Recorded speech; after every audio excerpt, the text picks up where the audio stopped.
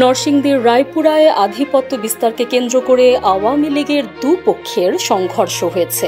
এতে ধারালো অস্ত্রের আঘাত ও গুলিবিদ্ধ হয়ে এক নারীসহ 2 জন নিহত হয়েছেন। আহত হয়েছেন আরও 10 জন।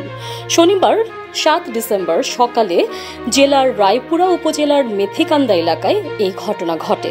নিহতরা হলেন ইউপি সদস্য মানিক মিয়া বয়স 50 ও কল্পনা বেগম বয়স 35। মানিক মিয়া চান্দেরকান্দি ইউনিয়ন পরিষদের ইউপি বর্তমান সদস্য এবং কল্পনা বেগম একই ইউনিয়নের সাবেক সদস্য। নিহতরা আবিদ হাসান রুবেলের সমর্থক। নরসিংদী পুলিশ সুপার আব্দুল হান্নান বলেন, আধিপত্য বিস্তারকে কেন্দ্র করে দুপক্ষ সংঘর্ষে জড়ায়।